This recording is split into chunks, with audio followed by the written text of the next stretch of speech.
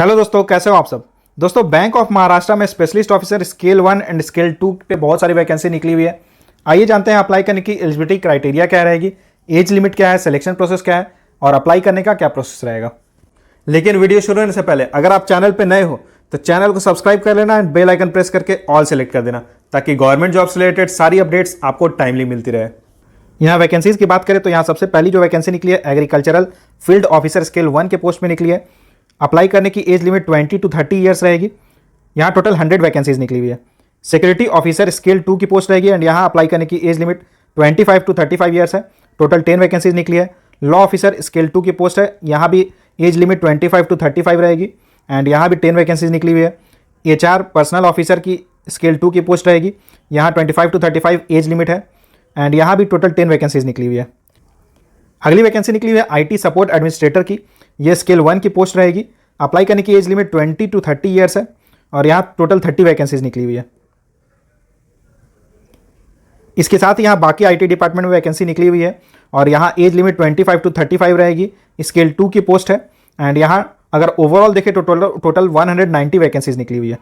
Eligibility criteria की बात करें तो एग्रीकल्चरल फील्ड ऑफिसर के पोस्ट के लिए अगर आपने 4 ईयर्स की डिग्री की हुई यानी कि ग्रेजुएशन की हुई है agriculture, horticulture, animal husbandry, veterinary science, dairy science, या फिर अगर आपने इंजीनियरिंग किया हुआ है एग्रीकल्चरल इंजीनियरिंग या फिर सेरिकल्चर रिलेटेड या फूड टेक्नोलॉजी में, तो आप यहाँ अप्लाई कर सकते हो।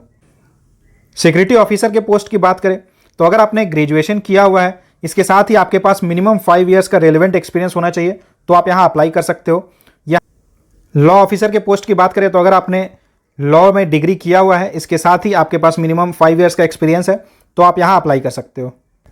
HR पर्सनल ऑफिसर के पोस्ट की बात करें तो अगर आपने ग्रेजुएशन किया हुआ है, इसके साथ ही आपने 2 ईयर्स का full time post graduate degree या डिप्लोमा किया हुआ है पर्सनल मैनेजमेंट, इंडस्ट्रियल रिलेशन या फिर HR में, और इसके साथ ही आपके पास मिनिमम 3 ईयर्स का वर्क एक्सपीरियंस है, तो आप यहाँ अप्लाई कर सकते हो।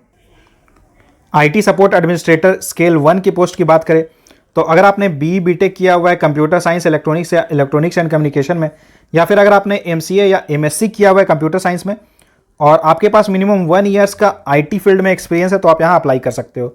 यहाँ 3 ईयर्स का बॉन्ड पीरियड रहेगा एंड 2 ईयर्स का प्रोबेशन पीरियड रहेगा।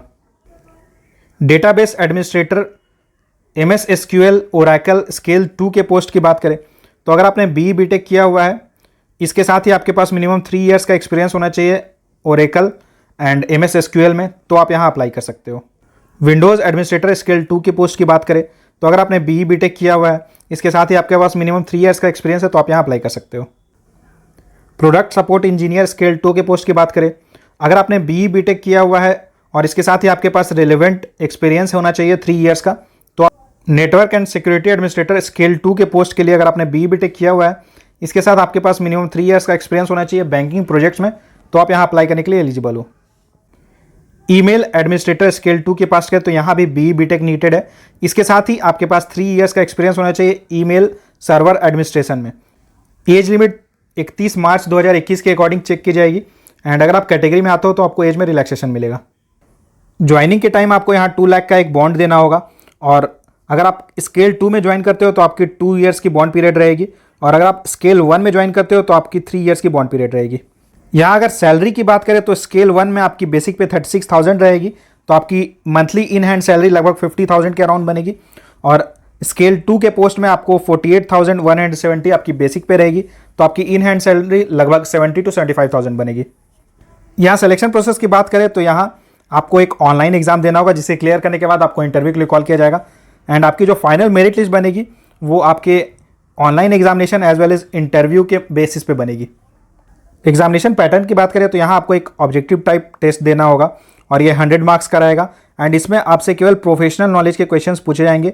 टोटल यहाँ 50 क्वेश्चंस रहेंगे, 100 मार्क्स का रहेगा एंड इसके लिए आपको टोटल 60 मिनट्स का टाइम मिलेगा। इन सारे स्टेट्स में आपके एग्जामिनेशन सेंटर रहेंगे। यहाँ अप्लाई करने का सारा प्रोसेस ऑनलाइन रहेगा। एप्लीकेशन फ़ीस की बात करें तो यहाँ पर आपको अगर आप अनरिजर्व EWS या OBC कैटेगरी में आते हो तो आपको यहाँ टोटल 1180 रुपीज़ एप्लीकेशन फ़ी पे करना होगा। अगर आप SC ST कैटेगरी में आते हो तो आपको 118 रुपीज़ एप्लीकेशन फ़ी पे करना होगा और अगर आप PWD कैटेगरी में आते हो या फिर अगर आप वुमेन कैंडिडेट हो तो यहाँ आपको कोई एप्लीकेशन फ़ी पे नहीं करना है। आप डायरेक्टली बैंक ऑफ महाराष्ट्र की ऑफिशियल वेबसाइट www bankofmaharashtra.in पर जाकर रजिस्टर कर सकते हो। इंपॉर्टेंट डेट्स की बात करें तो ऑनलाइन एप्लीकेशन स्टार्ट हो चुकी है एंड अप्लाई करने की लास्ट डेट 19 सितंबर रहेगी। अगर आपके पास जॉब एक्सपीरियंस है तो आपके लिए यहाँ एक बहुत ही बढ़िया अपॉर्चुनिटी निकली हुई है। इस नोटिफिकेशन की लिंक मैंने डिस्क्रिप्शन बॉक्स में डाल दिया, आप वहाँ जाके चेक कर सकते हो एंड अप्लाई कर सकते हो। और इससे जुड़ा अगर आपका कोई भी सवाल हो तो आप मुझे कमेंट करके पूछ सकते हो। इसी तरह की गवर्नमेंट जॉब से रिलेटेड रेगुलर अपडेट्स पाने के लिए चैनल को सब्सक्राइब जरूर करें। Thank you.